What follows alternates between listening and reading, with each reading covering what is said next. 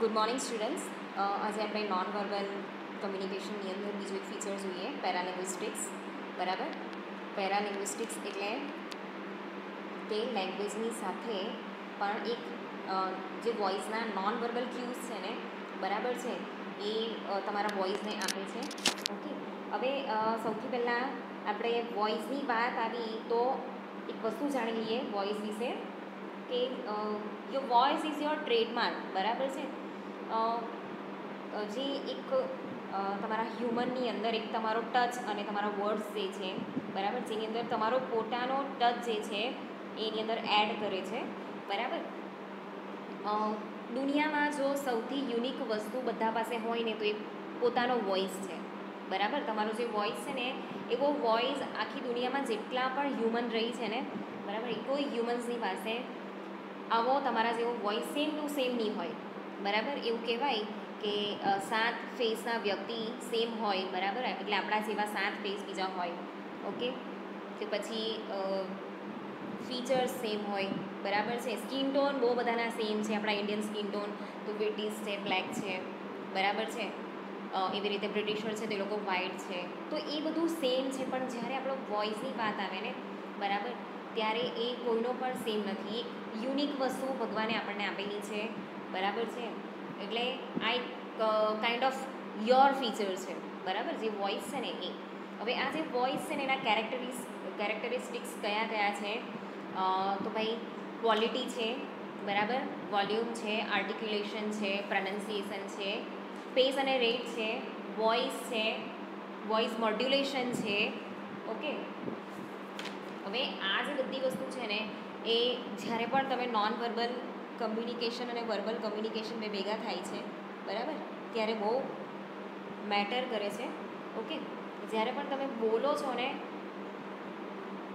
ત્યારે આ જે પેરાલિંગ્વિસ્ટિક્સ છે, ઓકે, એ ઇફેક્ટિવ કેવી રીતે બને છે ને, એ આ બધી વસ્તુના લીધે ઇફેક્ટિવ બને છે, જે હું તમને સમજાવીશ. બરાબર. હવે આની અંદર જે સેન્ટેન્સીસ આપણે બોલીએ છીએ, આપણે જે ભાવ જે છે એ સૂચવવા માંગીએ છીએ, આપણો જે ટોન છે એ કેવો છે, બરાબર, એ બતાવવું હોય તો આ બધી વસ્તુનું યુઝ થાય છે. બરાબર. તો આપણે એમાં સૌથી પહેલાં જોઈએ પ્રોનન્સિએશન. હવે આ જે પ્રોનન્સિએશન છે ને એ આપણે બોલતી વખતે બહુ બધું મેટર કરે છે. બરાબર. પ્રોનન્સિએશન કરવું એટલે કે સ્પીક આઉટ સાઉન્ડ્સ. બરાબર. Speak out sounds that are generally acceptable. બરાબર. જનરલી એ બધાને સમજમાં આવતા હોય એવી લેંગ્વેજમાં આપણે સાઉન્ડ બોલવાના છે. બરાબર. અને બધાના સાઉન્ડ ફિક્સ છે, બધી લેંગ્વેજમાં ફિક્સ છે. ઓકે. ગ છે તો ગ ઇંગ્લિશમાં પણ ગ જ બોલાય છે, હિન્દીમાં પણ ગ જ બોલાય છે. બરાબર. અને આ 3 જે છે એ જનરલ લેંગ્વેજ છે આપણા માટે. બરાબર. હવે આપણા ઇન્ડિયામાં આપણે એમ તો ઇન્ડિયન ઇંગ્લિશ બોલીએ છીએ. બરાબર છે. પણ આપણે જે શીખીએ છીએ ને એ બ્રિટિશ ઇંગ્લિશ છે, જે તમને મેં ઓલરેડી કીધું જ છે. બરાબર. તો જ્યારે પણ આપણે પ્રોનન્સિએશન કરીએ છીએ ને, બરાબર, ત્યારે જે સ્ટ્રેસ લેવાનું છે, જે પોઝ લેવાનું છે, પંક્ચ્યુએશન માર્ક આપણે મૂકવાના છે. બરાબર. એ બધી વસ્તુ આ પ્રોનન્સિએશનમાં બહુ મેટર કરતી હોય છે કે કેટલીક જે સેન્ટેન્સીસ છે એમાં આપણે બહુ બધી એરર કરીએ છીએ બોલવામાં. બરાબર છે. પ્રોનન્સિએશન કરતાં જે વર્ડ સ્ટ્રેસ આવે છે, જે જગ્યા પર આપણે પોઝ લેવાનો છે, બરાબર, જે વર્ડ પરફેક્ટ બોલાય છે ઇંગ્લિશની અંદર, બ્રિટિશ ઇંગ્લિશની અંદર, એની જગ્યા પર આપણે કંઈ બીજું બોલીએ છીએ. બરાબર.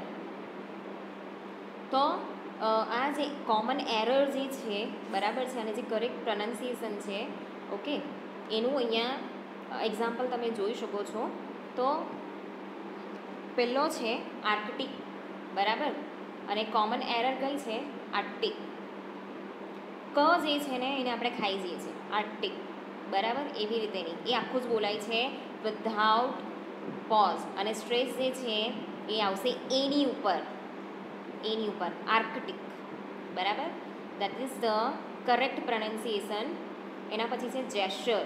જેસ્ચરને બધા કેવી રીતે બોલે છે? Gesture. It is not gesture, it is gesture. It is pronounce as gesture. Next છે ટ્રી ટીયર. Its tier. બરાબર. તો આપણે એને કેવી રીતે બોલીએ છીએ? 3 ટાયર, બરાબર. It's not tyre, it's tier. Okay. Next છે જાયગેન્ટિક. તો એને આપણે કેવી રીતે બોલીએ છીએ? જાયઝેન્ટિક. ઓકે. તમને એક એક્ઝામ્પલ આપું આ જાયઝેન્ટિકનું. તમે આ વર્ડ સ્કૂલમાં ઇંગ્લિશમાં 8 કે 9 સ્ટાન્ડર્ડમાં એક ગાર્ડનની અંદર રાક્ષસવાળી સ્ટોરી આવતી હતી, એની અંદર આ વર્ડ તમે બહુ સાંભળ્યો હશે, બરાબર. અને ત્યારે પણ તમે લોકો બધા જાયઝેન્ટિક જ કર્યું હશે. ઇટ ઇઝ નોટ જાયઝેન્ટિક, ઇટ્સ જાયગેન્ટિક, બરાબર. એની અંદર જે વર્ડ સ્ટ્રેસ લેવાયા છે, જે પોઝ છે, એને જો વર્ડ બહુ મોટો છે, બરાબર. એના 3 ભાગ કરવામાં આવેલા છે. ઓકે. જાયગેન્ટિક, બરાબર. જેની ઉપર વર્ડ સ્ટ્રેસ આવે છે અને આજે છે ને વચ્ચે વચ્ચે લાઈન કરેલી છે, પોઝ છે. ઇટ ઇઝ જાયગેન્ટિક, બરાબર. આ રીતે જે પ્રનન્સિએશન છે એ પ્રનન્સિએશન સાંભળવા માટે ગૂગલમાં પણ ફીચર છે સ્પીકરનું. તમે કોઈ ડિક્શનરી યુઝ કરતા હોવ, આઈ હેવ દેટ ડિક્શનરી, બરાબર. જેની અંદર ફીચર છે કે એના પર માઇક પર તમે ક્લિક કરો ને, કે પ્રનન્સિએશન પર ક્લિક કરો ને, તો તમે એનું જે પરફેક્ટ જે પ્રનન્સિએશન છે એ તમે એને સાંભળી શકો, બરાબર. હવે આપણે એનું ઇમ્પોર્ટન્સ જોઈએ તો પ્રનન્સિએશન જે છે, બરાબર, એ કમ્યુનિકેશન કરતી વખતે, એ બોલતી વખતે એ બહુ જ ઇમ્પોર્ટન્ટ છે, બરાબર છે. કેમ કે જ્યારે પણ જે લિસનર છે એ લિસન કરતા હોય અને આપણે પ્રનન્સિએશન જો બરાબર નહીં કરતા હોઈએ, બરાબર ખોટો વર્ડ બોલતા હોઈએ, તો આપણો જે કહેવાનો ઇન્ટેન્શન છે ને એના કરતાં કંઈ બીજો ઇન્ટેન્શન નીકળી શકે છે. અને કદાચ સામેવાળો વ્યક્તિ લેંગ્વેજની અંદર બહુ સારો હોય કે એને પ્રનન્સિએશન બહુ સારી રીતે ખબર હોય, બરાબર છે, તે બહુ જલ્દી જજ કરી લેશે કે તમે કશે ચૂકો છો કે તમને આવડતું નથી, બરાબર છે. એટલે તમે કોઈ પણ લેંગ્વેજમાં બોલો, બરાબર છે, તો ત્યારે સ્પષ્ટ પ્રનન્સિએશન કરો. એ સ્પષ્ટ પ્રનન્સિએશન કેવી રીતે કરાય ને એ હું તમને કહું. એનું ફીચર જે છે ને એ નેક્સ્ટ આપણે જોઈએ છીએ, એમાં હું તમને સરસ સમજાવીશ, બરાબર. તો પ્રનન્સિએશન કરતી વખતે એકદમ ક્લીન વોઇસ રાખો, લેંગ્વેજ ક્લીન રાખો, સ્પીડ મેન્ટેન કરો. આ જે સ્પીડ છે ને, સ્પીડ અહીંયા બહુ મેટર કરે છે, બરાબર.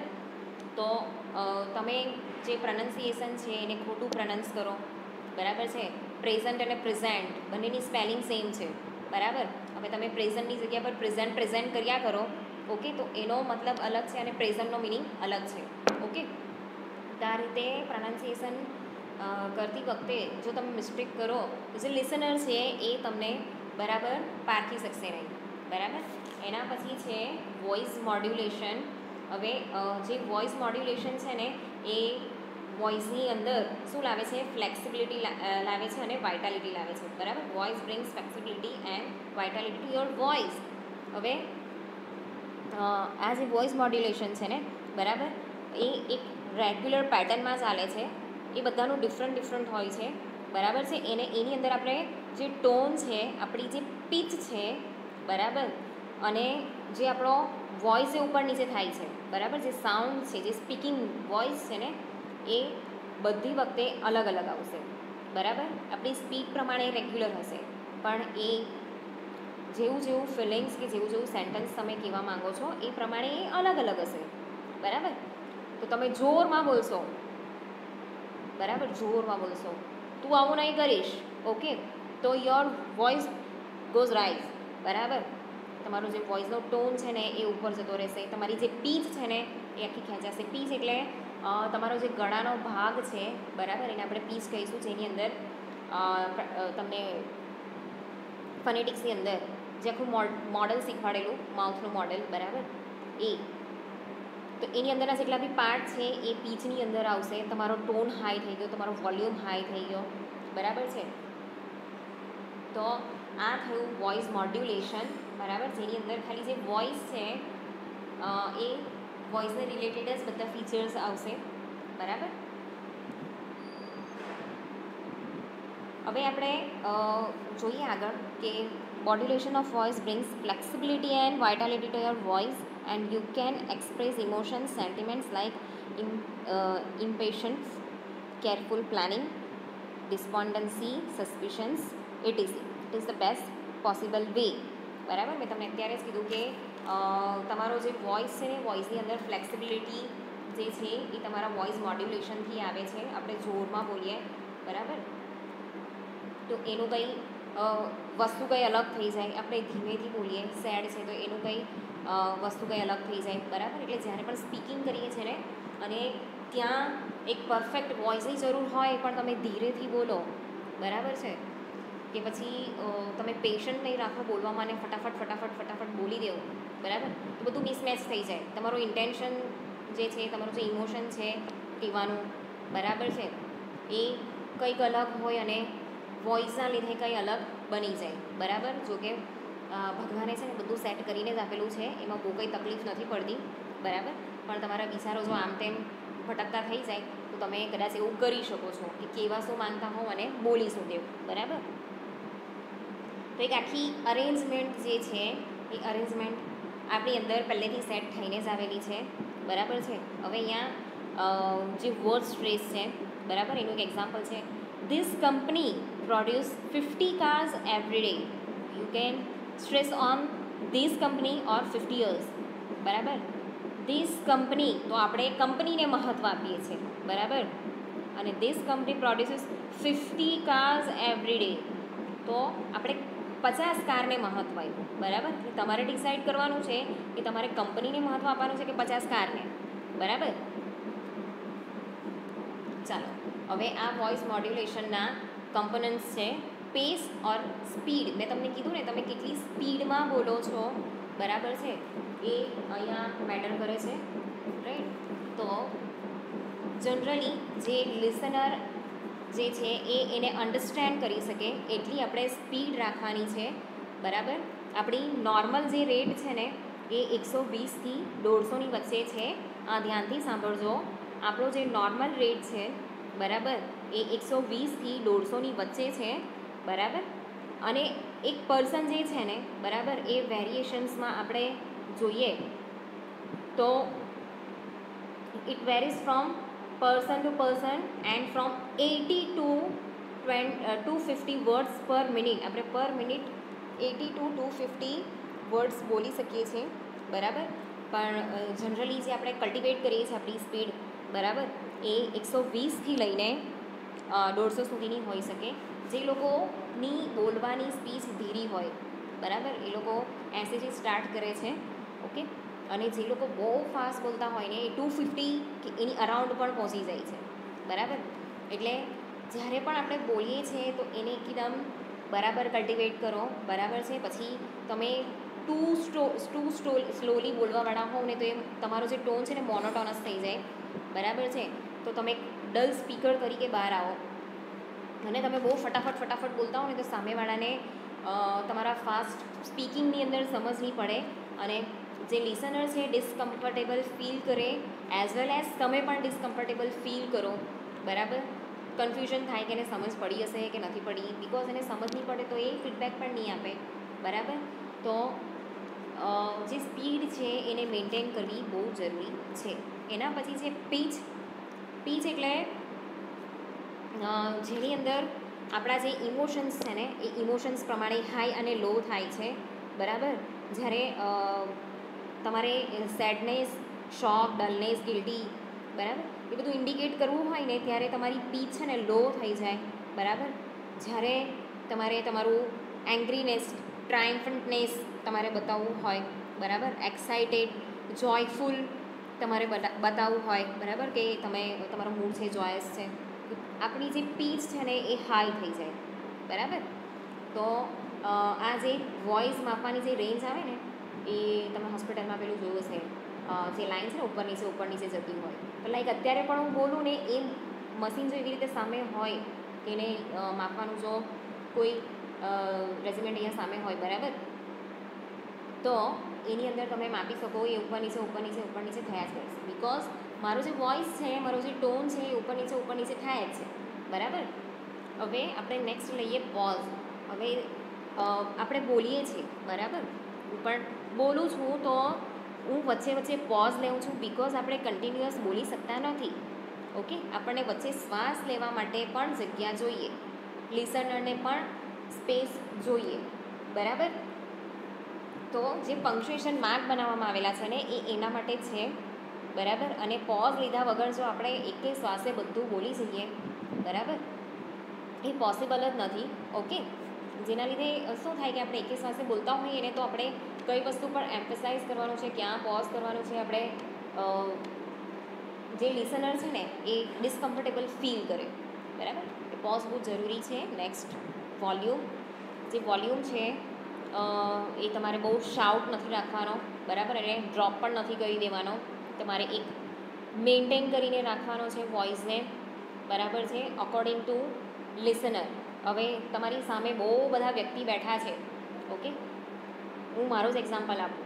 જ્યારે ક્લાસરૂમમાં તમને બધાને ભણાવું છું તો મારો વોઇસ ઓટોમેટિક હાઈ થઈ જાય છે, બિકોઝ આઈ નો કે મારે બહુ બધાને ભણાવવાના છે, બરાબર. અને જ્યારે હું ઓફિસમાં બેઠી છું કે સ્ટાફ રૂમમાં બેઠી છું અને મારે કોઈ એક જ વ્યક્તિ સાથે વાત કરવાનું છે તો મારો વોઇસ એટલો બધો હાઈ નહીં હશે, બરાબર. મારો વોઇસ ઓટોમેટિક ડિક્રીઝ થઈ જશે, બરાબર. તો વોઇસ મેન્ટેન કરવો બહુ જરૂરી છે. નેક્સ્ટ છે એમ્ફેસાઇઝ. એમ્ફેસાઇઝ એટલે કોઈ વસ્તુ પર પ્રેશર કરવું, બરાબર છે. કોઈ એવો વર્ડ કે એવા સેન્ટેન્સીસ છે કે સિલેબલ્સ છે જેના પર મારે ફોકસ કરીને એને પ્રેશરાઇઝ કરવાનું છે તો એને કહેવાય એમ્ફેસાઇઝ, બરાબર છે. તો જ્યારે તને કંઈ સમજ પડે છે એમ્ફેસાઇઝ કર્યું મેં, બરાબર. તને કંઈ સમજ પડે છે, હું ખીજવાઉં છું, બરાબર, પણ સમજ પડે છે મારે એના પર એમ્ફેસાઇઝ કરવાનું છે. મારે એને સમજાવવાનું કે તમને સમજ નથી પડતી, બરાબર, લાઈક આ રીતે. જે ડિઝાયર્ડ મિનિંગ છે કે વર્ડ છે એના પર તમારે શું કરવાનું છે, એમ્ફેસાઇઝ કરવાનું છે. નેક્સ્ટ છે ઇન્ફ્લેક્શન. ઇન્ફ્લેક્શન એટલે તમારું જે વોઇસ છે, જે ટોન છે એ અપ્સ અને ડાઉન જે થાય છે એ, બરાબર. પોઝ.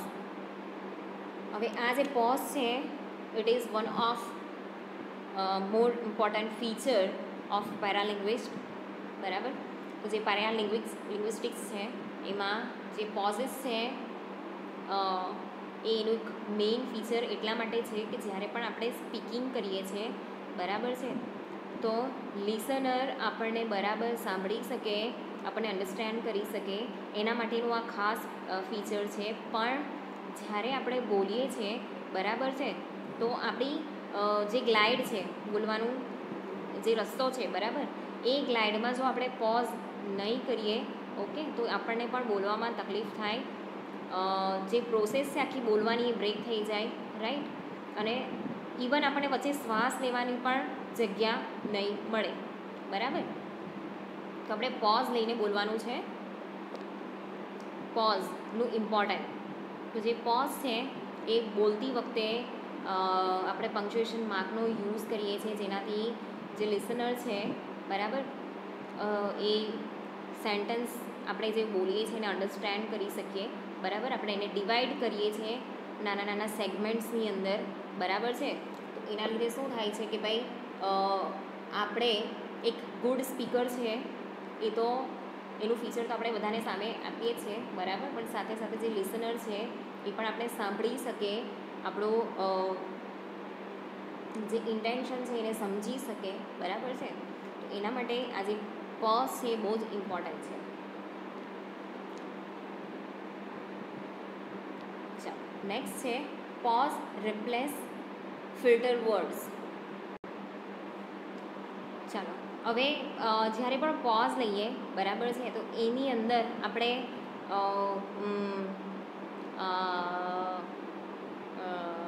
એ જે બધા વોઇસનો યુઝ કરીએ છીએ ને, બરાબર છે, એ શું થાય છે કે એના લીધે જે સ્પીકિંગની ઇફેક્ટ છે, બરાબર, હું પણ બોલતી એવી રીતે કરું છું, તો એની જે સ્પીકિંગની ઇફેક્ટ છે ને, બરાબર, એ ઓછી થઈ જાય છે. અને તમારામાં લેક ઓફ નોલેજ છે, લેક ઓફ પ્રિપરેશન છે, બરાબર છે, એક એવું વસ્તુ શો કરે છે, કોન્ફિડન્સ નથી તમારામાં, બરાબર છે. તો આટલા બધા પોઝિસ લેવા પણ કે એની અંદર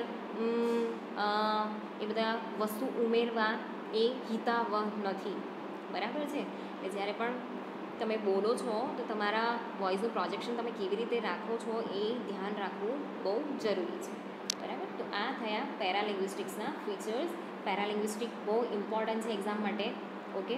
તો આને તમારે ધ્યાનથી સાંભળીને તમારે એનું પ્રિપરેશન એક્ઝામ ટાઈમ પર કરવાનું તો છે જ.